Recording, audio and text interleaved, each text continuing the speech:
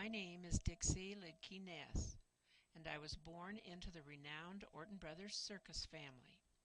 Mother and my Aunt Sadie told me stories of life in the circus in the 1920s and 30s. Those were difficult times. This is my story. My great-great-grandfather was Hiram Orton. He founded the Orton Brothers Circus at Portage, Wisconsin in 1854. He trained all of his 7 children in the circus acts, and they in turn trained their children for 5 generations of Orton circus people. The family moved their winter quarters to Ortonville, a community 3 miles east of Adel, and wintered there for 66 years. Ortonville was named after the Orton family. At one time, the community of Ortonville included a cafe, grocery store, gasoline station, elevator, post office, stockyard, and 2 telephone companies. Traveling from town to town on unpaved roads was a challenge, and often their wagons and trucks were stuck in the mud. Dealing with bandits was another problem. On one occasion, several bandits on horseback rode into the tent and started shooting in the air and holding up the customers watching the show. My great-grandfather, R.Z., was playing in the circus band and was shot. He survived, but suffered from the shot for the rest of his life. When Mother was 5 years old, she and her siblings and cousins were taught circus acts by a Japanese trainer who was very harsh. Consequently, her childhood was not a pleasant one. By the time she was 10, she performed 13 different acts in the circus. When Mother was 11 years old, she regularly drove a truck carrying animals from town to town. I guess a license wasn't required in those days. One time during a parade, somehow the cage door jarred open, a lion escaped, and landed on one of the ponies, ripping its sides open. The lion was shot, but remarkably the pony recovered. My Aunt Sadie performed as a contortionist. She also did an act riding a pony. Once the pony lay down in the ring and wouldn't get up. Being only 7 years old, she just sat on the pony and cried. She remembered being scolded for not following the rule that the show must go on. The Ortons had a huge elephant named Hero. He weighed almost 5 tons. He had to walk from town to town as they didn't own a truck large enough to haul him. Hero became agitated on one walk and attacked the trainer. The trainer, though injured, managed to roll under a wagon and out the other side, barely escaping as Hero tipped the wagon over. Miraculously, the trainer made it to safety. Hero was on a rampage. He gored 2 ponies to death and then stomped on them until they were flat. Elephants are expensive, and my great-grandfather and his brothers didn't want to shoot him, but they knew they didn't have a choice. So they got their guns and began shooting. The elephant's skin was very thick, and the bullets didn't penetrate easily. Hero roamed the countryside, destroying property and terrorizing the town for 12 hours before a sheriff with a high-powered rifle brought him down. His hide and bones are displayed in a museum in Vermillion, South Dakota. My father was a North Dakota farm boy. When the circus came to town, he became enthralled with it.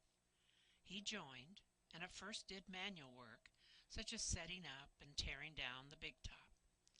However, he had a strong desire to become an aerialist. He convinced my mother to teach him.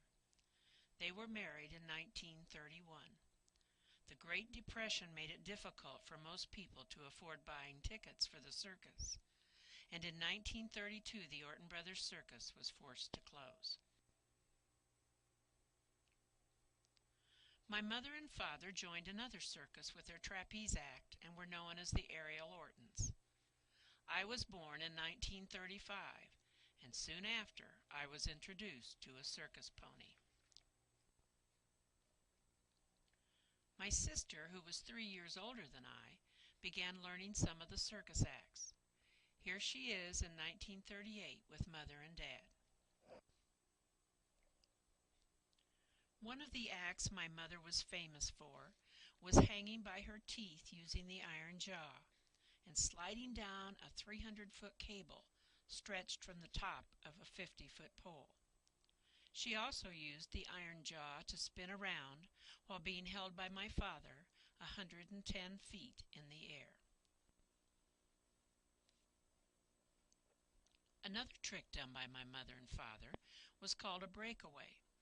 This shows them doing that 100 feet above the ground without a net. Mother had her share of injuries. In 1939, while performing at the Shrine Circus in Detroit, Michigan, Mother fell 50 feet from a trapeze to a dirt-covered concrete floor. She had been sick and running a fever, and while doing the act she fainted. The fall broke both wrists and caused internal injuries. The doctors didn't expect her to live.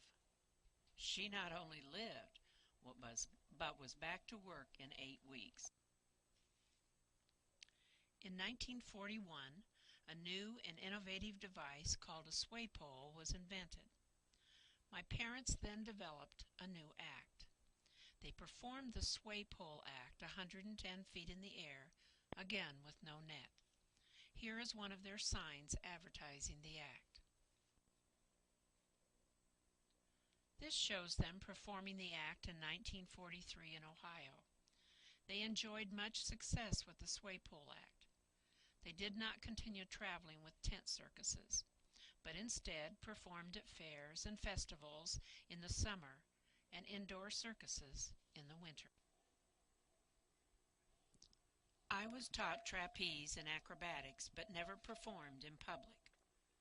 I did participate in what was called spec, which was a parade around the arena before the circus began. Here Norma and I were waiting for the spec to begin. I'm the little Dutch girl, and my sister was the boy. I wore various costumes and either walked or rode on a bareback horse. Remember the picture of me on the pony when I was very young? Well, that was the beginning of my bareback riding that I did later in the circus parade. This shows Clyde Beatty, who made lions and tigers sit up and say uncle, and myself at age 4. As you can see in the picture, I wasn't fond of tigers. I grew up with lions, tigers, elephants, chimpanzees, and many other animals. We lived in a trailer usually parked near the animals. The elephants were restrained by a chain around one back foot. It would be of little use if they decided to break away. I always worried one would trample our trailer. The lion and tiger cages were also near us. I could hear them pacing back and forth in their cages and roaring all night. Consequently, I didn't sleep very well. My sister and I were once chased by a tiger and came close to being trampled by an elephant. During a practice session, the tiger was riding on the elephant's back when the elephant spooked and knocked the big cage down, thus freeing the tiger. My sister Norma and I were sitting in the bleachers watching the practice. The elephant ran to the bleachers and stopped a few feet from us. The tiger jumped off his back and chased us to the top of the bleachers before he was captured. In 1946, my mother and father divorced. My father worked 1 year alone.